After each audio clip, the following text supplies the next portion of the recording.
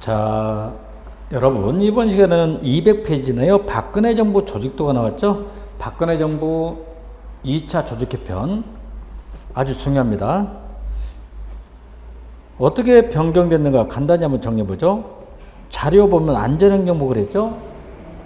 1차 조직 개편에서는 안전행정부라는 용어를 썼지만 2차부터 이제 바뀌죠. 행정자치부로 변경됐습니다.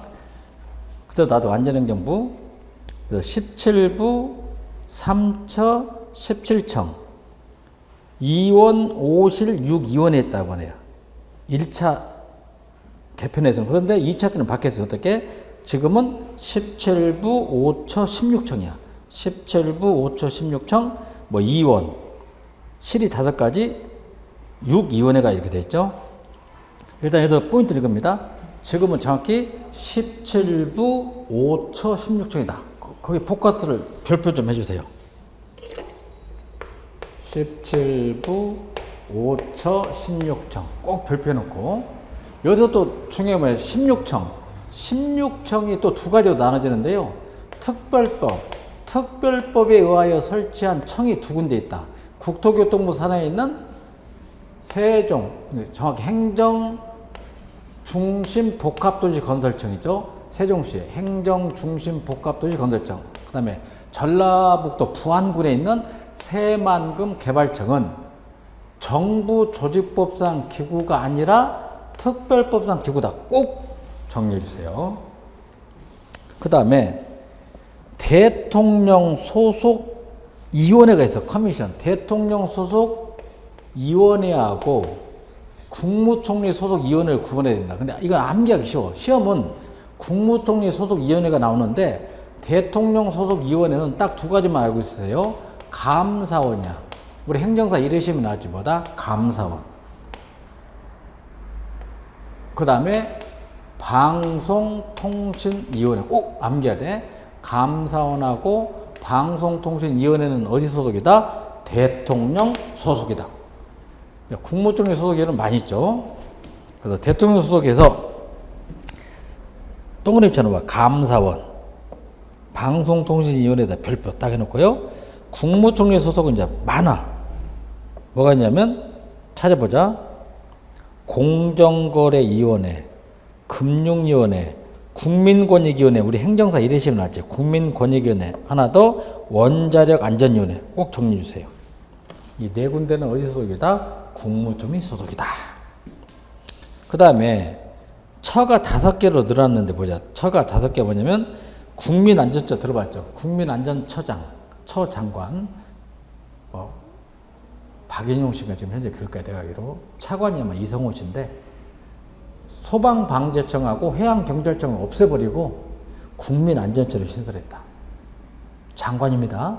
장관급. 그 다음에 안전행정부를 반절로 쪼갰어.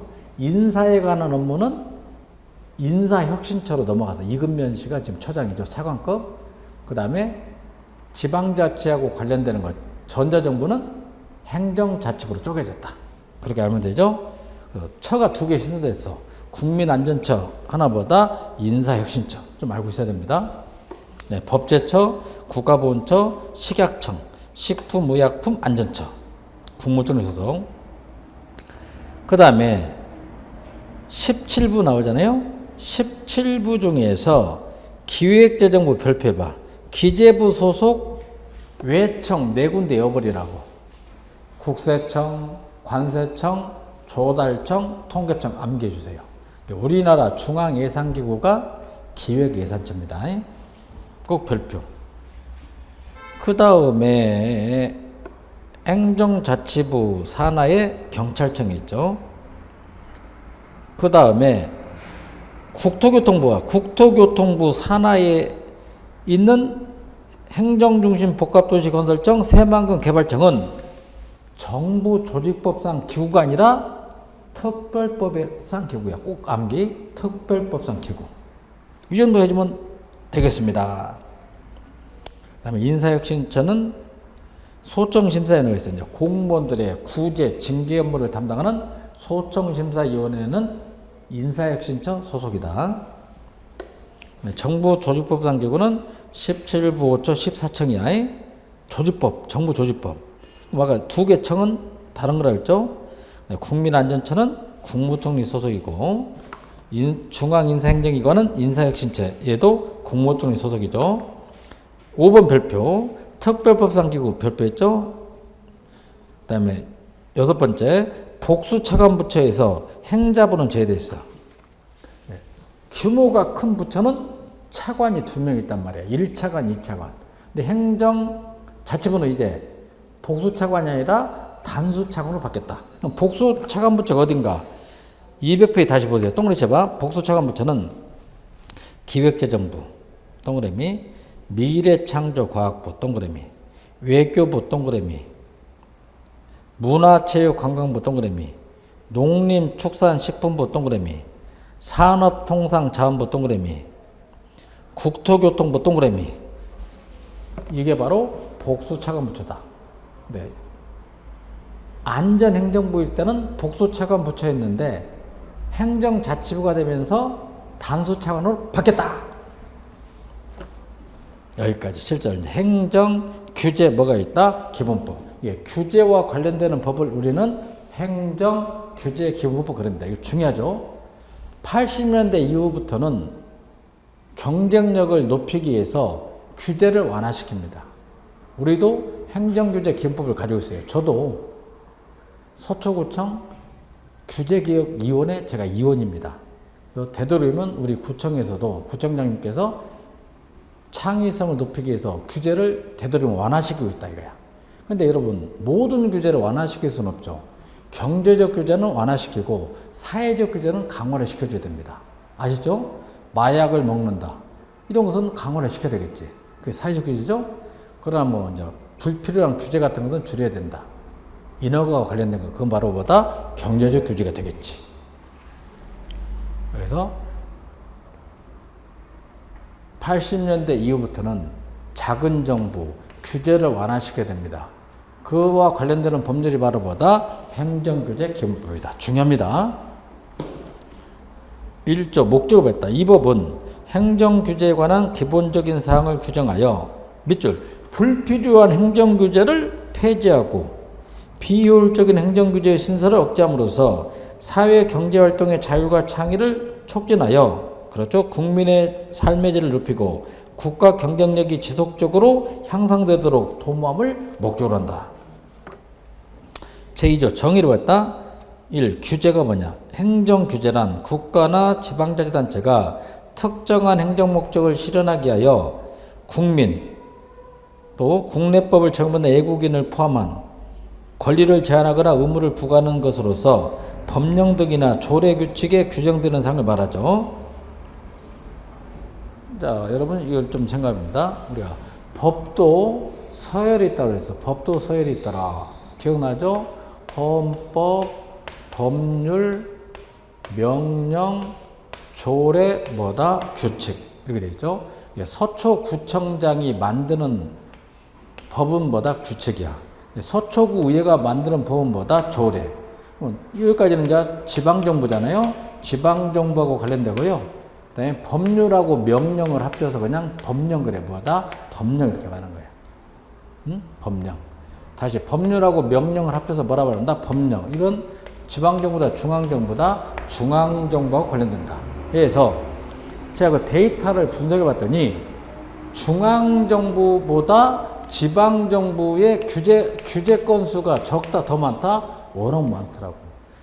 중앙이 한 15,000가지, 지방이 한 4만 가지 그러더라고.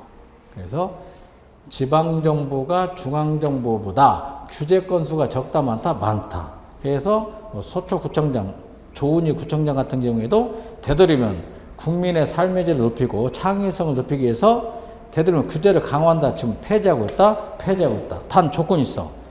경제적 규제는 완화시키지만 사회적 규제 같은 것은 뭐다?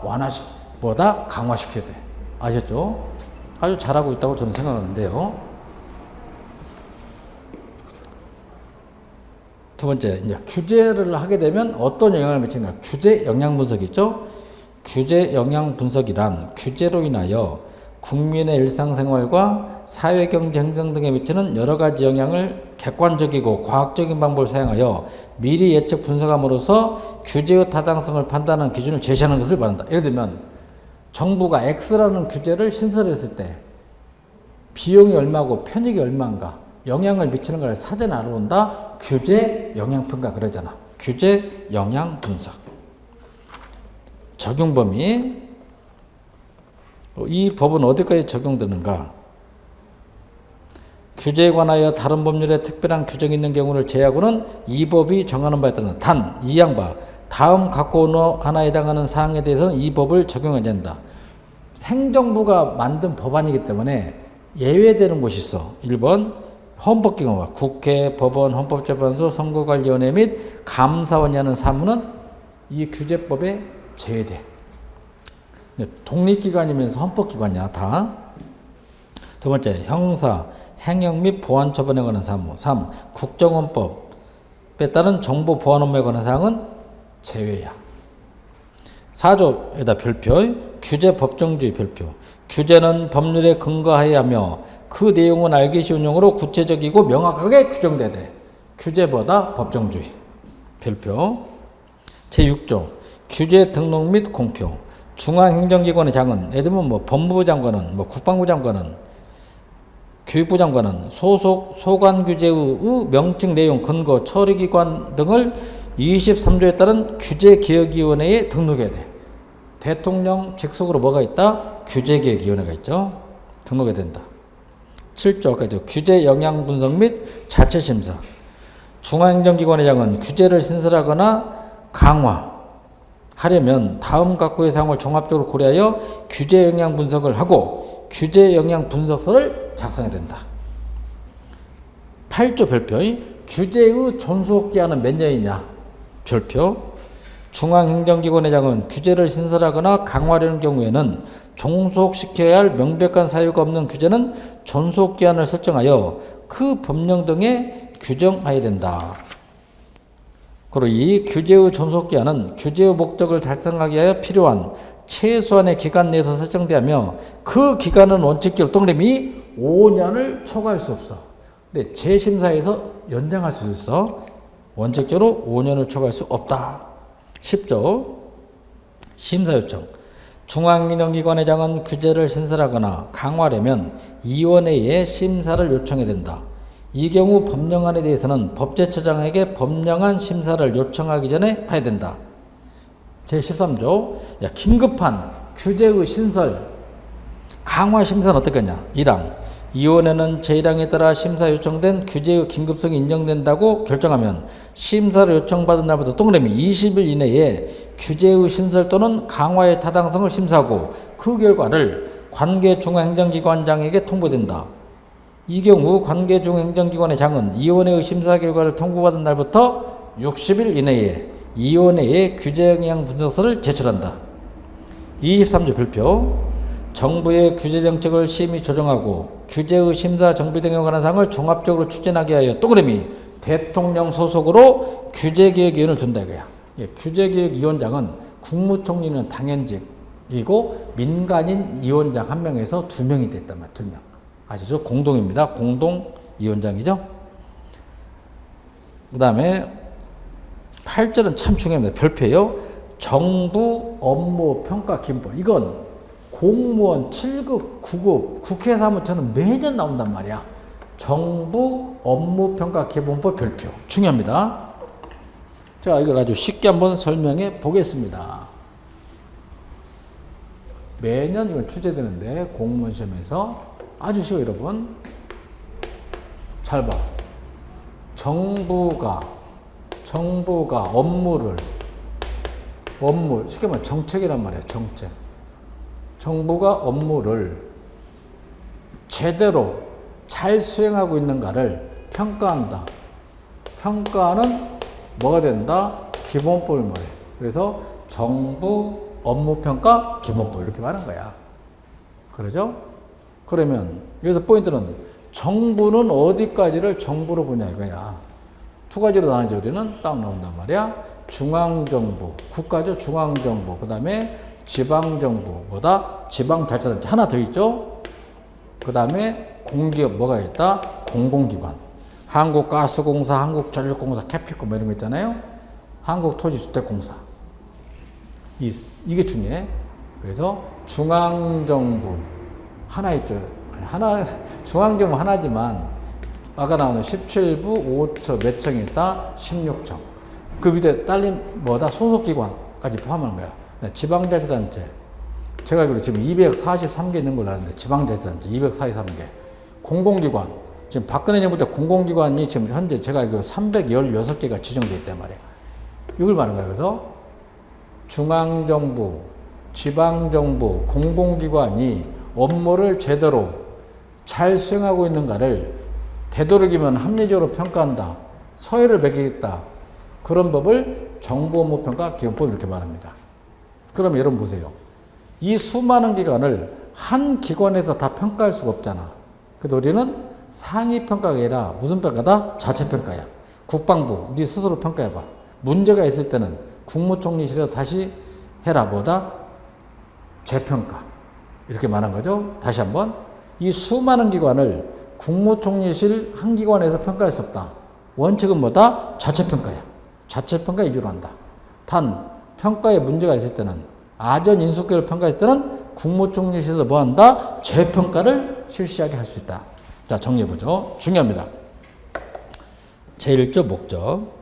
이 법은 정부 업무 평가에 관한 기본적인 사항을 정함으로써 중앙행정기관, 지방자치단체, 공공기관 등의 통합적인 성과관리체제 구축과 자율적인 평가 역량의 강화를 통하여 국정운영의 능률성, 효과성 및 책임성을 향상시키는 목적으로 한다. 2조에다 별표합니다. 여기 나오죠. 제2조 별표해놓고 정의 1. 정부 업무 평가람은 국정운영의 능률성, 효과성 및 책임성을 확보하기 위하여 다음 항목의 기관, 법인 또는 단체가 행하는 정책 등을 평가한다. 1번 줄 중앙행정기관이야. 중앙행정기관. 아까 17부 5처 16청 중앙행정기관. 대통령령으로 정하는 대통령 소속기관 및 국무총리 소속기관, 보좌기관을 포함한다. 두 번째 이제 지방자치단체. 다 중앙행정기관 또는 지방자치단체가 뭐다? 소속기관까지. 소속기관. 뭐다? 공공기관. 공기업이죠? 공공기관. 꼭 별표를 해야 되겠죠? 1항에다 별표. 2항은 그냥 눈으로 보자. 자체평가람은 중앙행정기관 또는 지방자치단체가 소관정책 등을 스스로 평가한다. 뭐다? 자체평가. 우리나라의 원칙은 뭐다? 자체평가. 3번, 4번 묶어보세요. 특정평가람은 국무총리가 중앙행정기관을 대상으로 국정을 통합적으로 관리하기 위하여 필요한 정책 등을 평가한다. 국무총리가 지정하는 게 뭐다? 특정평가. 재평가. 이미 실시된 평가의 결과 방법 및 절차에 관하여 그 평가를 실시한 기관 내의 기관이 다시 평가한다. 뭐다? 재평가. 특정평가하고 재평가는 누구 소관이다? 국무총리. 그 다음에 5번은 그냥 누르보자. 공공기관이라 하면 다음 항목 그 어느 하나에 해당하는 기관, 법인 또는 단체를 말하죠. 정부투자기관관리기준법, 정부산업기관관리기준법, 다 지방공기업 있죠. 서울시가 가면 SH공사, 메트로공사 이런 거 있죠. 지방공기업법. 정부출연기관, 과학기술 분야 정부출연기관, 지방자치단체 출연, 연구원의 설립 및 운영의 법률. 그 밖에 대통령령이 정하는 기관, 법인 또는 단체. 쉽게 말하면 공기업이다 이거야. 공기업. 세 가지 알고 있으면 되겠죠. 중앙정부, 지방정부 플러스 소속기관. 그 다음에 공공기관까지. 그 다음에 3조 통합적 정부 업무 평가체계를 구체적으로 통합적. 중앙행정기관의 장은 예를 들면 국방부 장관은 문화체육관광부 장관은 법률 또는 대통령령에 근거하지 아니하고는 다른 평가 대상 기관의 정책 등에 따라 정책에 대해 평가를 해서는 아니 된다. 6조 당연히 요즘은 투입이 아니라 성과 중심. 줄 성과관리 시행계획. 성과관리 시행계획이죠. 그래서 2항에다 별표. 성과관리 시행계획 2항 별표. 성과관리 시행계획에는 당해기관의 임무, 전략목표, 당해년도의 성과목표, 성과지표 및 재정 부분에 관한 과거 또는 3년간의 성과 결과 등이 포함되어야 된다. 몇 년? 3년. 3년간의 성과 결과 등이 포함된다. 이 경우 성과지표는 가능한 한 객관적, 정량적, 수량으로 표시해, 수치로 표시한다. 정량적으로 성과 목표를 측정할 수 있도록 설정하되 객관적, 정량적으로 설정하기가 어려운 경우에는 다른 형태로 작성해야 된다 이거예요. 그래서 중요한 용어 나왔죠. 평가를 할 때만큼은 구렁이 담 넘어가던 식으로 추상적으로 해서 안 된다. 되려면 잘 봐. 객관적이면서 정량적으로 해야 돼. 수치로 나타내야 돼. 정량적. 반대는 뭐냐? 지표 주관적이야. 그랬다 우리가 정성지표 그래. 정성. 꼭 알고 있어야 돼. 정성적 지표. 예를 들면 각 대학교가 신입생을 선발할 때 고등학생들 인성검사 했지. 인성검사 했더니 갑돌이는 90점이다, 8점이다. 이렇게 해줘야 돼. 그게 바로 뭐다? 객관적, 정량적 지수 그래. 그런데 그냥 인성 점수는 그냥 대충 쟤는 착한 아이일 것이다. 쟤는 나쁜 아이일 것이다. 그건 바로 뭐다? 주관적, 정량적이다. 이게. 주관적, 정성적이다. 이렇게 말해요. 용어 정리. 네, 3번 중앙행정기관회장은 선거관리 시행계획을 수립한 때는 이를 지체 없이 국회 소관 상임위원회에 보고된다. 예를 들면 행정자치부는 어디 소관이냐면 안전행정상임위원회예요. 교육부는 뭐다? 교육, 체육문화 상임위원회. 여기다 보고를 해줘야 되죠. 8조 정부 업무평가 기본계획 수립. 1. 국무총리는 위원회의 심의를 거쳐 정부 업무의 성과관리 및 정부 업무 평가에 관한 정책 목표와 방향을 설정한 정부 업무 평가 기본 계획서를 수립해야 돼. 누가 한다? 국무총리. 그리고 2항 국무총리는 정부 업무 평가 기본 계획을 다음 각 고유의 사항을 포함하고 동그라미 최소한 3년마다 그 계획의 타당성을 검토, 수정, 보완 등의 조치를 해야 돼. 구조에다 별표 정부 업무 평가위원회가 있어. 어디 소속이다? 국무총리 소속하에 정부업무평가위원회를 설치한다. 별표. 그 다음 위원회 구성은 어떻게 되냐. 자, 위원회 위원장 2명이야. 국무총리는 당연직이야. 민간인 전문 1명. 꼭 정리입니다. 10조 별표하고요. 위원회는 위원장 2인을 포함한 15인 이내의 위원을 구성한다. 이 위원장은 국무총리와 제3항 2호 자중에서 대통령이 지명을 해야 된다. 대학 교수들도 위원장으로 많이 가죠. 공동위원장. 14조 당의 중앙행정기관은 뭐하지? 자체평가입니다. 자체평가야. 그 다음에 제17조 봐. 자체평가 결과에 대한 뭐가 있지? 재평가가 있어. 재평가는 누가 하냐? 누가? 국무총리가 해요. 국무총리는 중앙행정기관의 자체평가 결과를 확인, 점검 후 평가의 객관성, 신뢰성에 문제가 있거나 문제가 있어 다시 평가할 필요가 있다고 판단될 때는 위원회의 심의를 거쳐 재평가를 실시한다. 18조 당연히 지방자치단체도 뭐다? 자체평가해. 자체평가하는데 2항에다 별표. 여러분 봐. 그 평가가 공정성이 높으려면 공무원이 많이 참여해야 될까? 민간인이 많이 참여해야 될까? 생각해봐. 2항 별표. 지방자치단체장은 서초구청장은 자체평가 조직 및 자체평가위원회를 구성 운영해야 된다. 이 경우 평가의 공정성과 객관성을 담보하기 위하여 자체평가위원의 3분의 2 이상은 뭐다? 민간위원으로 해야 된다. 3분의 2 이상은 민간위원으로 해야 된다. 3명 중에서 2명은 누구다? 민간인이 해야 된다. 19조 특정 평가에 관한 사항도 누가 한다? 국무총리. 21조냐 국가 이임사무 등에 대한 평가. 국가가 처리할 사무를 자치단체가 대신해 준다. 위임사무 그랬냐. 두 가지죠. 단체 임사무하고 기관 임사무가 있어. 여기서는 저는 기관 임사무 말하겠죠. 1. 지방자치단체 또는 구장이 임받아 처리하는 국가사무, 국고보조사업, 그 밖에 대통령령이 정하는 국가의 주요 시책 등에 대하여 국정의 효율적인 수행을 위하여 평가가 필요한 경우에는 또 그러면 행정자치부 장관이 관계중 행정기관의 장과 합동으로 평가를 실시한다. 이렇게 좀 알고 있어. 지방자치단체를 관리, 감독하는 부처가 어디다? 행정자치부야. 행정자치부. 중요했죠? 그 다음에 미래예측기법을 정리합니다. 미래예측기법. 미래는 불확실하다. 예측하는 기법이 크게 몇 가지 있다? 세 가지. 이것도 여러분 매년 시험에 나오는 파트 아주 중요해. 이걸 정리하면 몇 가지 알 수 있어? 미래 예측 기법이 크게 몇 가지 있다? 세 가지. 1번, 2번 반대 표시해봐. 1번 경험에 의존한다. 그런 예측법을 투사 그래. 투사. 그리고 경험이니까 이건 베이컨 연구한 뭐다? 기납법이 돼. 기납법. 반대로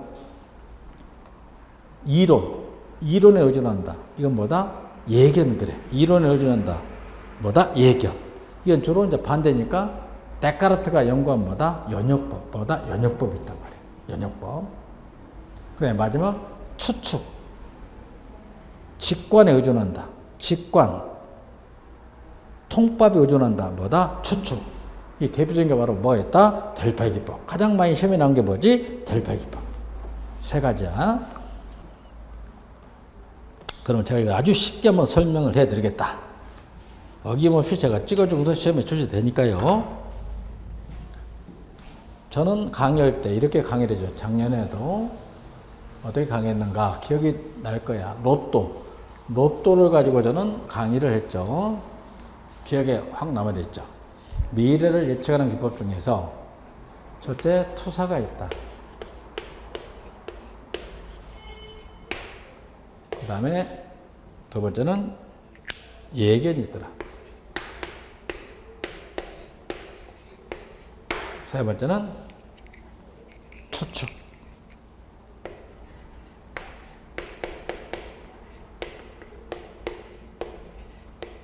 세 가지 했더라. 그럼 여러분 한번 생각합시다. 제가 여러분 강의를 돕기 위해서 로또를 진짜 가져왔다 이거야. 로또를 가지고 왔다 이거야. 로또. 맞죠? 로또를 가지고 왔다. 제가 로또를 사는 목적은 두 가지 목적입니다. 첫째는 뭐겠어? 1등 당첨이겠지. 꼭 그래요. 맞아. 솔직히 맞다. 그러나 또 저는 또 2차 목표도 있어. 로또가 사회 저소득층들한테 도움을 준단 말이야. 그래서 저는 매주 로또를 삽니다. 그래서 우리 수강생 중에서 뭐 저한테 로또 복권 될 만한 번호를 저한테 보내준 우리 수강생이 있어. 아직 올해 12월달 당하생이 제가 계속 그 보내준 번호도 지금 하고 있는데 아직까지는 1등에 당첨이 안 됐어요, 여러분. 아니 또 몇 달 남았으니까 한번 지켜보자 이거예요. 그러죠? 또 저는 담배를 안 피기 때문에 담배 안 피는기 때문에 그냥 로또를 사는 거야, 솔직히 말씀입니다. 되면 고맙고 안 되면 어쩔 수 없는 거. 그러지 않습니까? 그러면 이제 로또를 사는데 제가 한번 볼게요. 자, 로또. 자 봅시다. 로또가 1회부터 시작했지. 1회부터 시작해서 671회가 있어. 671회까지. 그러면 여기 670회 됐겠지. 670회. 1회가 과거다 말이야. 과거야. 과거. 671회. 여기 현재로다. 현재. 672회는 뭐가 된 거지? 미래야. 미래. 그러면 672회는 몇 번이 로또 번호로 당첨될까? 로또. 몇 번이 로또 번호로 당첨될 것인가를 어떻게 예측해보자. 그 예측하는 방법이 크게 몇 가지 있다? 세 가지가 있더라. 세 가지. 이해됐죠? 여기까지? 세 가지 있다. 제가 한번 예를 들어 볼게요. 여러분, 시계 봐봐. 제가 최근에 시계 있지? 시계는 아침부터 똑딱똑딱. 시계는 아침부터 똑딱똑딱. 아침 지나면 점심, 점심이면 저녁. 저녁 지나면 또 아침, 점심, 저녁. 그러니까 우리가 시계열 분석을 해. 시계처럼 간다 보다 시계열 분석기법 이렇게 합니다. 시계열 분석기법. 그러면 잡아. 과거를 지나면 현재가 돼. 현재를 연결하면 뭐가 된다? 미래. 추세법, 추정법 이렇게 하는 거야. 다시 과거를 연장하면 현재가 돼. 현재를 연장하면 미래가 돼. 이걸 시계에 비교했다 보다 시계열 분석기법 그럽니다. 한번 예를 들어볼게요. 과거로부터 현재까지 로또 몇 번이 당첨됐는가? 그 번호를 확인해 봤어요. 과거의 경험, 기록, 사례, 문헌을 조사해 봤더니 가장 많이 당첨된 번호가 01, 03, 05, 07, 09, 11번이었다. 이게 가장 많이 당첨됐다. 고로 미래에도 이 번호가 당첨될 것이다. 결정론적 입장. 그게 바로 뭐다? 투사. 투사는 바로 어디다 가져온다? 경험. 그리고 이건 뭐가 되는 거지? 귀납법. 그 대표적인 게 아까 뭐다? 시계열 분석기법. 하나만 알고 있어. 뭐 흑성기법 필요 없어. 뭐다? 시계열 분석기법. 이해됐죠? 그게 바로 투사였다. 자, 두 번째, 여러분, 여러분들 휴대폰 가지고 있으면 문자가 많이 와. 뭐 로또 복권의 전문가에서 뭐 10,000원을 내면 이번 주 몇 번이 당첨될까 번호를 줍니다. 막 그런 게 오잖아요. 그럼 밥만 먹고 나면 그 사람들은 로또 몇 번이 당첨될 것이니까 맨날 실험을 통해서 연구를 통해서 분석하는 거야. 그런 방법이 뭐가 된다? 예견이야. 예견이 뭔가 봅니다. 예견은 672에 몇 번의 번호가 당첨될 것인가 모형, 시뮬레이션, 모형을 만들어 놓고 다양한 변수를 대입시켜서 그 결과를 가지고 미래를 예측하는 거야. 그래서 뭐 로또의 당첨될 확률은 뭐 800만 분의 1이다. 그 확률. 과학적으로 분석해서 미래는 이 번호가 당첨될 것이다. 그게 바로 뭐다? 예견. 주로 뭐다 의존한다? 이론에 의존하기 때문에 이건 뭐가 된다? 연역적이 됩니다. 뭐다? 연역적. 많이 있죠? 예를 들면 뭐다? LP. 선형계획도 있고, 시뮬레이션, 뭐 마코보 곡선. 이런 것들은 주로 어디에 된다? 예견. 그래서 이건 이제 이론 의존이니까 주로 양적 기법보다 양적 기법을 쓰기 때문에 이건 객관적이야. 그리고 주로 뭐다? 과학적이다. 이렇게 말해요. 다시 한번. 실험을 통해서 다양한 변수를 대입시켜서 객관적, 과학적인 사실에 근거하여 미래를 예측한다. 그게 바로 뭐다? 예견. 그래. 그런 기법을 우리가 관리과학, 뭐라고 하는다? 관리과학. 그래. 마지막. 이 추측은 뭐냐면 이거야. 로또에 대한 전문가의 주관, 직관, 식견, 통찰을 가지고 미래를 예측하는 거야. 그랬더니 이 번호가 나올 것이다. 그게 바로 뭐다? 추측. 그래서 추측은 전문가를 영어로 이렇게 하는 거야. 읽어보자. 뭐다? 델파의 기법. 그게 시험에 나온단 말이야. 실제 나왔죠? 전문가의 주관, 직관, 식견, 통찰력을 이용하여 미래를 예측한다. 추측. 그 대표적인 게 뭐가 있다? 델파이. 델파이는 또 두 가지 있죠. 전통적 델파이고 하나는 뭐다? 정책 델파이. 몇 가지? 두 가지다 이거야. 출제용은 세 가지 나옵니다. 여러분 이걸 아셔야 돼. 첫 번째 출제용이야. 미래 예측 기법 중 예견, 즉 이론에 의존하는 미래 예측 기법으로 틀린 것은 1. LP 2. 시뮬레이션 5. 시계열 분석. 정답 뭐다? 시계열 분석. 이게 첫 번째 출제예요. 두 번째 깊게 들어가면 뭘 내는다? 델파의 기법이 뭡니까? 이걸 묻게 돼 있다 이거야. 한번 해봅시다. 투사 경험 1. 현재까지의 역사적인 경향을 장르로 연결하여 미래를 예측하는 것. 그리고 2번 포인트죠. 과거의 경험, 기록, 사례, 문헌조사 여전은 똥님보다 기납적. 그리고 3. 과거치를 그대로 연장시키니까 뭐다? 추세법. 뭐가 있냐? 기법 하나 묻줄 뭐다? 시계열 분석만 별표나. 딱 시계열 분석. 나머지 보지 말고. 예견, 이론 1. 명백한 이론적인 과정을 통하여 예측이 이루어지는 똥님이 연역적 기법. 그리고 2번 뭐가 있냐? 2번에다 별표줘요. 경로 분석, 투기 산출 분석, 선형계획, 회계 분석, 시뮬레이션, 마코보 곡선. 꼭 2번 별표주고요. 그리고 3. 양적인 과학적 기법으로서 양이니까 장기가 아니라 단기보다 단기 예측 기법이죠. 추측, 일명보다 판단. 1. 미래 상태에 대한 주관적인 판단에 의해 이루어지는 것으로서 직관적인 진술 형태를 취하게 되며 정책 관련 후 기획 집단에 의한 내재적인 통찰력, 창의력 및 암묵지 등의 미래에 대한 지시적 주장에 의존한다. 뭐가 있을까? 상호 영향 분석, 실행 가능성 분석, 전통적 델파이, 하나 정책 델파이. 그리고 이건 주관이 되는 것보다 질적 기법, 주관적 기법. 한계점은 비과학적이죠. 델파이 기법 나왔죠? 전통적 델파이하고 정책 델파이 나오는데 간단히 여러분 이거야. 단지 미래만 예측한다. 전통적 될 바야. 동질적 분야의 전문가가 참여했다. 전통될 바야. 반대로 정책을 새롭게 개발하고 설계한다. 정책될 바야. 이것은 전문가뿐만 아니라 이해관계자, 흥미있는 사람까지 다 참여시킨다. 그게 바로 정책될 바야. 가장 큰 특징은 처음부터 끝까지 비밀로 한다. 익명성을 유지한다. 정통적 될 바야. 처음에는 비밀로 하다 마지막 공개한다 보다 정책될 바야. 그것만 하면 되겠죠. 자, 유사점은요. 미래 예측 기법이죠. 두 번째, 주관적 예측 기법이야. 주관이 들어가니까 비과학적이겠죠. 세 번째, 전문가 참여. 네 번째, 리피팅 반복 조사. 마지막, 통계 처리. 차이점을 잘 보세요. 전통적 대표의 일반 문제, 즉 단지 미래만 예측해. 반대로 정책 문제죠. 전문가의 합의.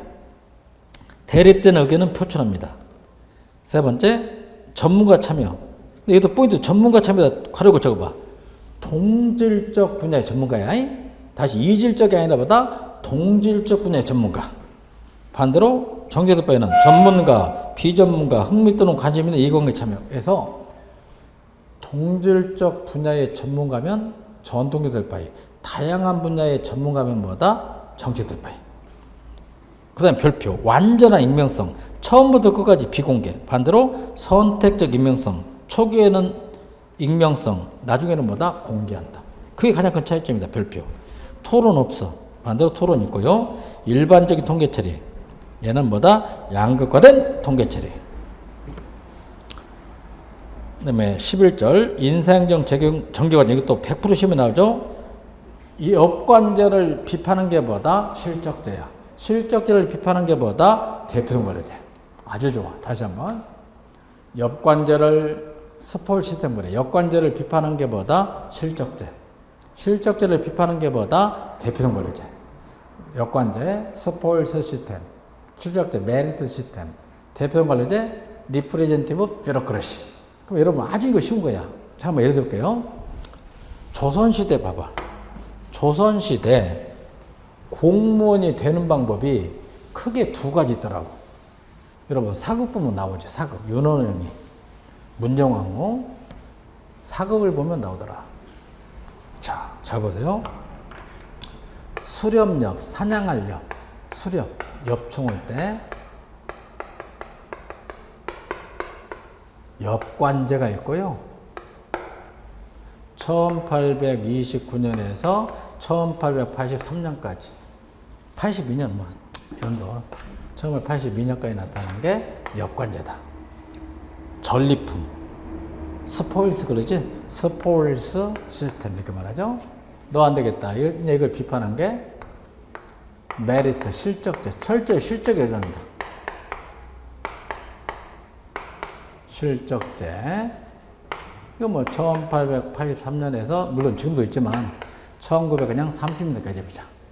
메리트 시스템. 그다음 이놈을 또 비판하는 게 있더라고.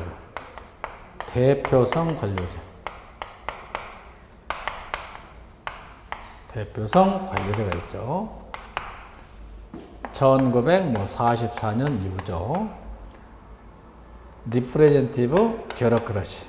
아주 쉬운 거야. 한번 해볼게요. 그러면 조선시대 공무원으로 임용되는 게 뭐가 있냐? 잘 봐. 조선시대는 실력 필요 없어. 너 공신 자녀냐? 공신 자녀들은 빽 있는 사람들은 과거 시험을 거치지 않고도 공무원이 되는 거야. 그런 제도를 뭐라 말하지? 음서제도. 음서.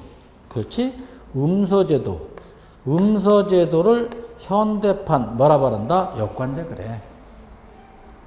예를 들면 조선시대 개국공신들, 개국공신 자녀들은 시험을 거치지 않고 백으로 공무원이 되더라. 음서. 그러면 현대판 역관제는 뭐냐면 우리나라를 비롯한 미국도 다 있어. 다 있다고. 어느 나라 다 있다고요? 박근혜 대통령께서 대통령 선거운동 당시 자기를 열심히 보좌해주고 도와준 이정현 씨를 정무수석에 앉히겠다. 윤창중 씨를 대변인 앉혀준다. 보훈인사. 그걸 뭐라 말한다? 역관제 그럽니다. 미국에서는 역관제 그래. 영국에서는 뭐라 말하냐면 페트로곤이지 정실제 뭐라 말한다? 정실제. 근데 이제 문제가 뭐냐면 대통령 임기가 끝나면 정권이 교체되면 전부 다 물갈이가 되는 거야. 신분 보장이 안 돼. 그리고 대통령한테 딸랑딸랑 충성을 다해야 돼. 그 다음에 정치적 중립성을 지킬 수 없다. 전무성, 능률성이 떨어진다. 그런 게 바로 뭐다? 여권제야. 근데 왜 이 여권제를 도입하냐면 장점도 있어. 공무원들의 충성심을 확보할 수 있다. 그리고 정책의 지속성을 유지할 수 있다는 거야. 그래서 도입한 게 바로 뭐다? 여권제다. 두 번째 봅니다. 조선시대 양반이라면 누구나 다 기회를 균등해 주어서 과거 시험에 합격만 하면 공무원이 되는 거야. 그게 바로 과거제도가 바로 뭐다? 실적제야. 여러분들 봐. 여러분들도 혈연, 지원, 학연 다 백도 필요 없고 공개경쟁 채용시험을 거쳐서 성적 순대로 행정사 자격증을 주겠다. 뭐다? 실적제. 또 이 어떤 게냐? 이건 바로 뭐다? 뭐만 균등이다? 기회만 균등히 줘. 기회만 균등히 주다 보니까 결과는 균등이다, 불균등이다, 불균등이 되는 거야. 이게 진정한 평등이라고 말할 수 없지. 여러분 생각해봐. 조선시대 때 두 가지야. 몰락한 양반을 잔반 세력 그래. 잔반. 현재 권력을 쥐고 있다 사대부보다 건반 세력 그래. 그러면 기회만 균등히 주면 건반 세력하고 잔반 세력하고 누가 유리하지? 건반 세력이 유리한 거야. 말을 바꾸면 강남에 사는 애들하고 농촌에 사는 애들하고 기회만 균등히 주면 누가 어느 대학을 많이 가겠어? 강남에 사는 애들 많이 가겠지. 이게 바로 기회만 균등히 줘. 결과는 다르게 나타나잖아요. 그리고 진정한 평등이 아니다 이거야. 그런 인사행정을 조선시대는 뭐다? 과거제도. 현대판 뭐가 된다? 실적제 그래. 뭐다? 실적제. 실적제 한계점 뭐냐? 장점은 기회는 균등히 줬지만 결과는 불균등이야. 그리고 부익부 빈익빈이 심화되는 거야. 그래서 안 되겠다 해서 나온 게 뭐냐? 대표성이 된다. 우리말로 균형을 맞춰야 돼. 대표성 관리가 있어. 그럼 또 봐. 조선시대 보면 조선시대로 말하면 탕평책을 말해. 탕평책. 노론, 소론, 남인, 북인, 서인, 북인 골고루 도입하자 뭐다? 탕평책. 그 현대판 뭐다? 대표성 관리제야. 대표성 관리제는 뭐냐면 공무원을 선발할 때 꼭 시험만 보지 말고 다양한 방법을 동원해서 충원시키자. 장애우 목으로 3%를 주자. 농어촌 특례 입학 30%를 주겠다. 그렇죠? 사회적 약자도 배려하고 다양한 방법에 충원한다. 그게 바로 탕평책을 현대판 뭐라 말한다? 대표성 관리제 그래. 예를 들면 미국 같은 사회에서는 흑인목으로 몇 프로, 백인목으로 몇 프로, 히스패닉계 몇 프로, 아시아계 몇 프로 골고루 할당인데 균형 인사를 뭐라 말한다? 대표성 관리제. 근데 이 대표성 관리제는 또 어떤 게 문제점이 되면 불리한 계층에게 더 많은 기회를 주는 거야. 그래서 흑인한테 더 많은 기회를 주기 때문에 백인 입장에서는 역차별을 당한다 보다 역차별을 당할 수 있다. 그래서 얘는 이제 반대로 결과는 균등, 결과 균등을 강조하다 보니까 역차별을 처리할 수 있다. 그래도 사회 통합을 위해서는 바람직하다. 그런 인상제를 뭐라 말한다? 대표성 관리제. 오케이? 여기까지. 아주 쉽죠. 조선시대로 말하면 음서제도가 뭐다? 여권제. 과거제도가 실적제. 탕평책이 뭐다? 대표성 관리제. 그러면 여권제 다시 한번 해볼게요. 여권제 간단해 여러분. 이건 19세기 입법국가니까 정치야. 정치 속에 행정이 들어있어. 행정은 정치의 신여다. 정치행정 이론을 말하는 거야. 정치가나 즉 정당이나 대통령이 공무원을 떡주무리 주물러 버린다.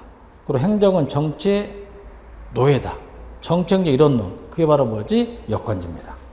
안 되겠다 해서 이제 미국의 오하이오주 상원의원인 펜들턴이 만든 법을 펜들턴 액트 그런 거야. 펜들턴 액트는 뭐냐? 아니다. 정치로부터 행정을 떼어내자. 행정을 구분한 거야. 정치행정 몇 원론이다? 2원론. 신분무장이 된다. 여러분들 그게 뭐가 된다? 실적제. 실적제 아버지가 1883년 누구다? 펜들턴에서 펜들턴 액트 그런 거야. 여권제 아버지는 1829년 미국의 7대 대통령 앤드류 누구다? 잭슨 대통령이 바로 여권제 아버지. 그 다음 결과까지 균등히 해주자. 비례대표제. 균형인사를 강조했다. 그게 바로 1944년 도널드 누가 있다? 킹슬리. 도널드 킹슬리. 이 세 가지가 있다는 걸 꼭 아셔야 되겠죠. 간단히 정리해. 여권제는요. 공직 기준이 뭐다? 충성심이야. 정치적 충성심. 코드 인사. 음서제도. 000 대변인. 기억나죠? 실적제는 여러 분야. 공채, 개개인의 능력, 성적, 실적, 기술, 즉 업적성. 과거제도, 대표권리제, 쿼터제, 임용할당제, 쿼터제, 집단기준, 탕평책, 비례대표제, 다양한 충원이죠. 시제 전개를 봤더니 1829년에서 1882년 대통령 임기도 4년이야. 거기에 맞춰서 공무원 임기도 4년 하자. 4년 임기법. 뭘로 대통령, 뭘로주의. 원조는 앤드류 잭슨. 물갈이 하자. 공직경질제. 실적제는 1883년에서 1930년대 과학적관리법이죠. 사람 이름 이튼 보고서 영향을 받은 게 바로 펜들턴 액트. 미국 오하이주 상원 펜들턴 액트. 대표권리제 1944년 도널드 킹스리 리프레젠티브 뷰로크러시. 우리말 대표권리제를 영어로 리프레젠티브 뷰로크러시. 쿼터제를 도입하자. 적극조치 영어로 어포머티브 액션. 소수인종 우대정책이죠. 정치행정 이론론 반대로 이원론. 특징은요. 신분 미보장. 정치적으로 책임을 져. 정치적 책임성, 민주성, 대응성. 정치사회에 기한다. 정당 정치에 기하죠. 공무원도 나고 대통령이 같은 정당이야. 반대로 신분보장, 정치적 중립을 지킨다. 민주성, 공익. 자칫 잘못 운영하면 역관제로 전락될 수 있어. 행정의 책임성이나 포인트 행정의 사회적 형평을 바꾼다. 결과의 균등. 마지막 2점을 봤더니요. 민주성, 대응성, 반응성이죠. 국민들이 좋아하는 정당을 찍어 그 정당원이 공무원이 되는 거야. 그 국민의 뜻을 정치에 반영할 수 있잖아요. 민주성, 대응성, 반응성. 그리고 선거 때마다 국민들이 통제할 수 있어. 외부 통제가 용이하다. 그리고 공직 특권화 타파로 인한 공직의 문을 개방해. 동부 귀족 계급만 공무원이 되는 게 아니라 서부 계층민도 공무원이 될 수 있다. 그게 바로 역관제죠. 그리고 형평성, 민주주의 구현. 실적에는 이제 과학적 관리법이잖아. 전문성, 능률성. 그리고 부패를 방지, 기회균 등으로 인한 민주주의, 즉 같은 것과 함께 수평적 형평성 확보할 수 있다. 대표권리제는 결과를 균등이야. 결과를 균등하다 보니까 수직적 형평성 확보해. 두 번째 별표해봐. 그러니 역차별대보다 역차별 처리. 그리고 하향식 평준화로 인한 전문성, 능률성이 훼손될 수 있다. 여기까지 정리했죠. 그런데 뒤에서 우리가 또 자세히 하겠지. 기본 이론에서 또 여러분 근데 실적제는 또 두 가지 있어요. 봐. 실적제는 미국 실적제를 갖다 직위분류제 그래. 한국 실적제는 뭐다? 계급제. 매년 시험이 나온 거야. 또 한국 인사행정을 다른 말로 직업공문제보다 주업공문제. 이 여러 가지를 알 수 있다. 그래서 이번 시간은 여기까지 하는데 여러분 생각해보세요. 역관제를 비판한 게 보다 실적제. 실적제 한계점을 보완해서 나타난 게 보다 대표권리제. 여러분 수고 많이 하셨습니다.